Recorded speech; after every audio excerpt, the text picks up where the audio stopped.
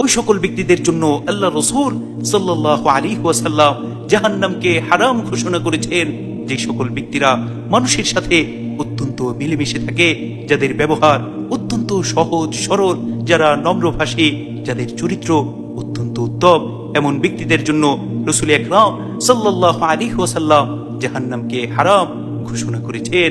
সুবহানাল্লাহ, সুবহানাল্লাহি ওয়া বিহামদিহি, সুবহানাল্লাহিল আযীম।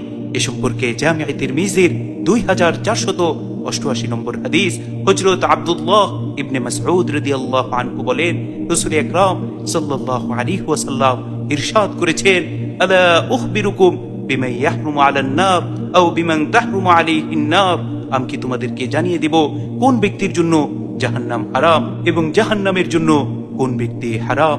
এরপর আল্লাহ রাসূল সাল্লাল্লাহু আলাইহি ওয়াসাল্লাম ঘোষণা দেন যে, আলা কুল্লি করিবিন হাইয়িনিন লাইয়িনিন সাহলিন, যে ব্যক্তি মানুষের সাথে অত্যন্ত মিলেমিশে থাকে, মানুষের মধ্যে খুবই জনপ্রিয়, তার ব্যবহার অত্যন্ত সহজ সরল নম্রভাষী এবং সে সদাচারী, এমন ব্যক্তির জন্য জাহান্নাম হারাম এবং জাহান্নামের জন্য এমন ব্যক্তি হারাম। সুবহানাল্লাহ, সুবহানাল্লাহি ওয়া বিহামদিহি, সুবহানাল্লাহিল আযীম। আমাদের মধ্যে এমন অনেকেই আছে যারা অত্যন্ত সহজ সরল, যারা মানুষের সাথে খুব মিলেমিশে থাকার চেষ্টা করে, এমন ব্যক্তিরা অনেক সময় মানুষের দ্বারা প্রতারিত হয়, মানুষের দ্বারা কষ্ট পায়।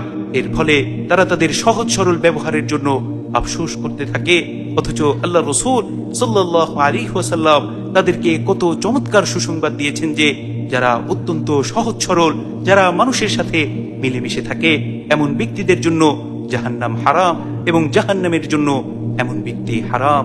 সুবহানাল্লাহ, সুবহানাল্লাহি ওয়া বিহামদিহি, সুবহানাল্লাহিল আযীম।